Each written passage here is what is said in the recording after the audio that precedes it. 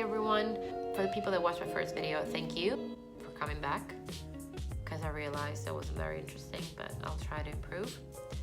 Another thing, I have a flu, currently a fever, so if my eyes start watering, that's normal. I'm not getting emotional. Today we're going to talk about universities. As everyone knows, because I talk about it all the time, I did a master's in the United Kingdom, and I started last year and I'm about to graduate. I will graduate next month. Throughout the last year, I've had many people messaging me and asking me about the whole process and how did you do it, how did you find universities, and how is it, if you liked it or not. I've obviously replied privately to the people that asked me questions, but I thought I might as well mention things in a quick video for anyone else that might be interested in an experience abroad. My case is obviously tied to the UK because that's where I studied, but I know for a fact that there are other universities abroad, like France or Spain, like European ones, are fairly similar in the selection process. But again, I'm going to discuss about my own experience, which is in the United Kingdom. The first thing that I would like to mention is clearly Brexit, because I understand that people might be a bit uncertain about the whole situation, and we all are, if that makes you feel any better.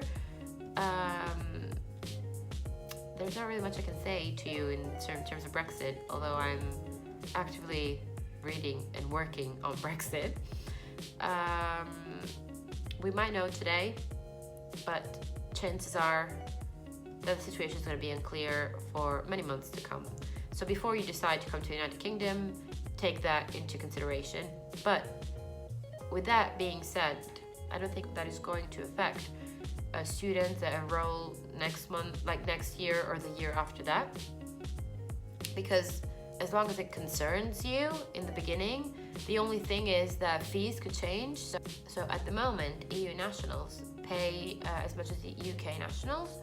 Fees are between 12 and 15,000 per year, and that obviously only covers fees, so no like accommodation or living costs or anything like that. It could be it is a good amount of money, so I would say you at least need like around 25,000 to have like a comfortable life for a full year. But that obviously depends on other factors, and there are opportunities to get like a loan. A lot of English people do that.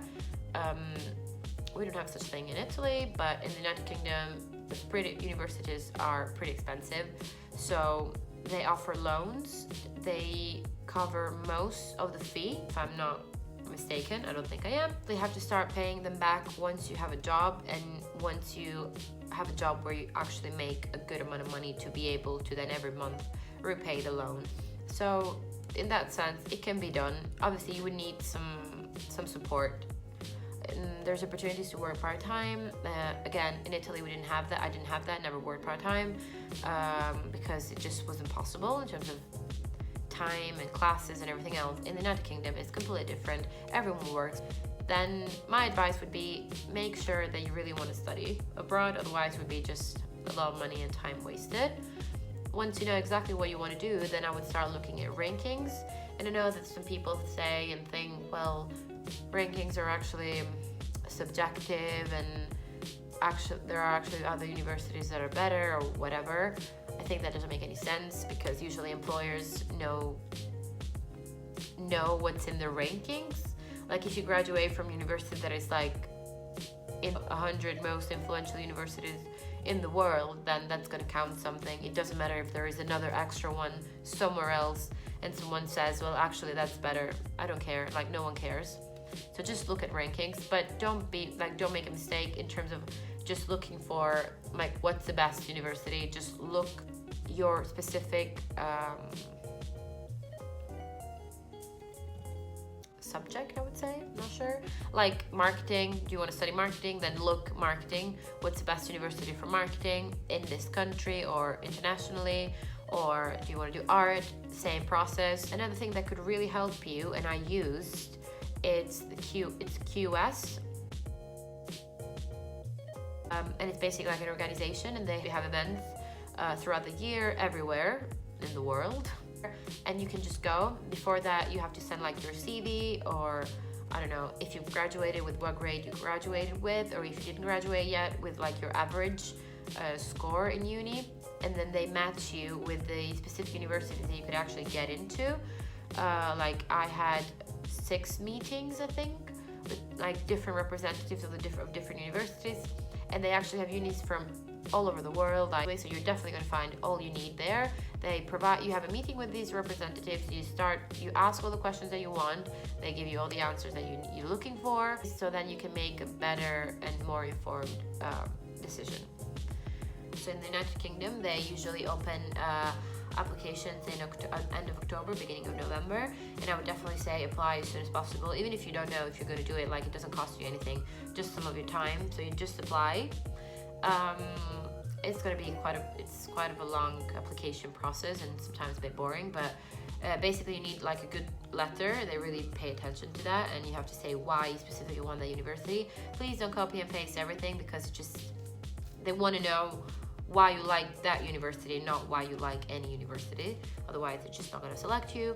And then you need two references from either your previous employer, if you worked before, or two from your previous professors, saying how good you are. So apply October, November, because usually for masters they only accept like between 100 and 150 people, I would say. So they close applications around April, but the sooner you apply, the more chances you have to be accepted. Even if you haven't graduated yet, they can send you a conditional offer, and a conditional offer means that they will make it a non-conditional offer when you have graduated with the degree that you said you were going to graduate with, and it also depends on the IELTS exam, which you have to do. But you don't have to do it in advance. You can just apply and then send everything later on. For IELTS, I usually ask for a 6.5 or a 7. That's it, really. There's nothing else to it. Again, if you have any other questions, please comment and ask me. In terms of my personal experience, I would say I'm quite satisfied with it.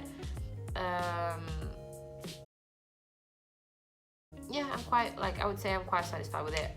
It is, like, for the people that tell you it's not a very big difference, I don't think that's true. I mean, it depends, it's really personal, but I don't think it's true, because what I loved and what I didn't really always enjoy was very big, broad cultural differences among all the students, because in my class we were around 120 or 130 people, and 80% was from Asia. It was more of a case of them obviously spending a lot of time together, and that would just create like a European group and then a Chinese group. So yeah, that's something. But at the same time, it's a very eye-opening experience, because I got to speak to people from Brazil, from different parts of the United Kingdom, from Spain, Cyprus, Greece, Taiwan, which I discovered is not in China, it's separate, Japan, Thailand, Norway, honestly everywhere, people from everywhere, which I would never met if I didn't do this experience. So in that sense, it's definitely like eye-opening. You talk to different people, definitely a good and positive growing experience in that sense. So I was happy with what I studied. I really enjoyed it. It is really fast-paced. Like in Italy, I did an undergrad, which was 3 years, and obviously things were a bit spread. Whereas in 1-year masters, when you have 10 modules, so 10 different exams. In Italy, we used to have like different times where you could have given the exam throughout the year or the years. Whereas in the United Kingdom, you can only have that day unless you're dying and you can prove so, and that's it. So they take their exams, the grades, very, very, very seriously. There is no oral exams, which is a bit annoying to me, because I was always quite good at them. Do a lot of essays, which I wasn't really used to. So it was obviously quite of a big difference in that sense. So again, I would say before making that decision, just be sure that it's something that could work for you, because yes, it is different. It is different. You cannot cheat. There is no chance in hell you could ever cheat.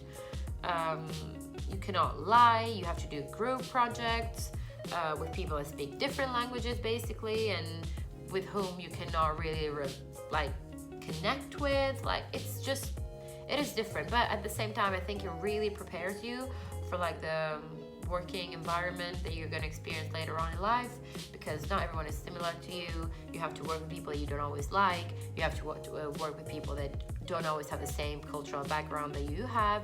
So in that sense, it's definitely positive, but it's not for everyone. So yeah, I did enjoy my experience. Again, the fact that it was only 1 year, it was a bit like heavy, not just in terms of workload and study materials, which wasn't that bad as I thought it was going to be, but it was mostly around the pressure of finding a job later on, because I don't know how it works elsewhere, but in the UK they have like grad schemes. So basically very big companies offer a grad scheme to the newly graduates, and there is a time around October, November, which is basically when you start, because you start end of September, beginning of October. So like after a month of that, after a month of being in a new country, speaking in a different language, getting to know people from different countries, and starting like possibly studying something different that you've never studied before, and that was the case for me. You also have to start thinking of, am I going to find a job? Will I find a job in a year? Will I be employed? So you go through the applications, and they're just crazy. Like I did the one with PwC. Oh my god, like I passed basically up to the last stage, which was impressive according to some. Still didn't get the job, so not that impressive, but not that I was really like interested in doing anything of that sort. I'm more of like a comms, social media, political person. But yeah, it was still very like stressful, and a lot of things pile up, obviously. And so there were times of a bit like, oh my god, what am I doing? What am I doing? Like, will I ever finish this, and will it serve me any purpose in life? Again, if you have any other question in terms of uni, I'm happy to answer them.